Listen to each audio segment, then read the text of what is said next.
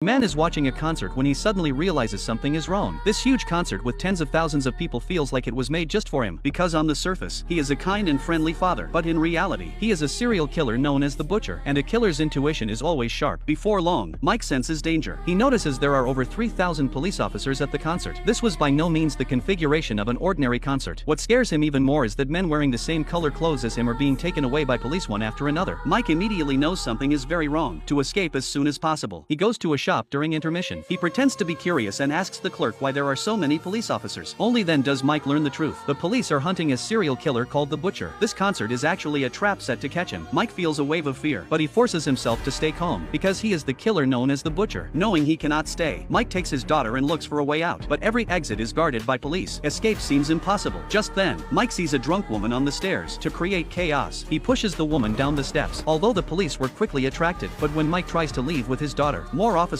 arrive. With no choice, he returns to the seats with his daughter. He starts thinking of another escape plan. Soon, the star announces a mystery guest segment. As the platform rises, Mike gets an idea. Maybe he can escape through the lift underneath the stage. He tries to take his daughter to check it out, but she only cares about watching her idol perform. She refuses to leave. The platform closes, and Mike misses his chance. Unwilling to wait for arrest, he lies and says he needs the restroom. Jack sneaks away and talks to the same clerk again as before. During the conversation, he notices employee badges can open restricted doors. While the clerk is distracted, Mike steals the badge. In the subsequent conversation with the clerk, he learned an important piece of information. In order to avoid arresting the wrong person, the police had set a code word for all the staff. The code word was "Bless Your Heart." Mike was ecstatic to hear this. In order to leave as soon as possible, he slipped into the staff backstage, but immediately, he sees a group of SWAT officers planning the arrest. Mike didn't panic and passed through the group of SWAT officers in the name of pouring coffee, eavesdropping on their arrest plan. Before leaving, he also took a walkie-talkie. Back with his daughter, he listens to the police radio. The police described the suspect. The killer is a white man around 40 years old. He has a rabbit tattoo on his arm. Scared, Mike picked up a snap ring and covered his rabbit tattoo. After checking the venue map, he lies again. He tells his daughter his bank card is missing and tells her to stay put. Mike soon found an alarm switch on the map. After realizing it was a blind spot, Mike was ready to hit the alarm switch to create chaos and escape, but the police have already predicted this move. He's going to use the chaos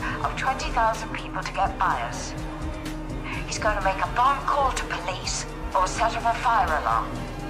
Realizing that the police were not the easiest to deal with, Mike had to go to the lobby to look for another way out. He notices a deep fryer at a fried chicken shop. While no one is watching, he turns the heat to maximum. Then he ran off to the side and watched. When the employee returned to the frying pan, an accident happened. The bottle from nowhere in the frying pan exploded instantly. Everyone's attention is drawn to the accident. Taking this opportunity, Mike steals a worker's uniform and escapes to the rooftop. To his shock, police are guarding the roof as well. Fortunately, he knew the code word. Mike says he works at the fried chicken shop downstairs. He claims there was an explosion and he just needs air. The police immediately checked with his partner. After confirming the facts, they let down their guard, but the time is running out. The concert will end in 30 minutes. If Mike cannot escape, he will spend his life in prison. While he was thinking of a way out, his daughter's words gave him hope. The concert is choosing a lucky audience member. His daughter desperately wants to be picked. Not only would she be able to sing with the celebrities, but she would also be able to take pictures with them backstage. Hearing this, Mike immediately thought of a way to escape. He went straight to a man at the back who looked like he was in charge and lied that his whole family were fans of the star and he hoped they would choose his daughter as the lucky audience member. He says his daughter has terminal cancer. This could be the last concert she ever sees. She was very eager to sing with the star on the same stage. Mike does not know the man is the star's uncle. Seeing the sick girl, the man feels sympathy. He brings staff members over. Because of this, the daughter was given the opportunity to sing with the star. Mike is taken backstage as her father. When the show was over, Mike thought he had it all figured out, but just as he was about to leave with his daughter, he realized that backstage was full of police. At that moment, a police dispatch came over the walkie-talkie. It turns out that due to the delay in finding the Butcher, the police guessed that the Butcher might have disguised himself as a staff member. Just when Mike realized that there was no way out, the female star walks toward them. Mike quickly forms another plan. He went straight to the starlet's ear and told her he had something important to discuss with her and that it would only take a minute because he looks like a normal father. She agrees. She takes him into her dressing room. Once the door is closed, Mike reveals the truth. He says he is the Butcher. Mike threatens her to help him and his daughter escape. Otherwise, he says he will not be gentle.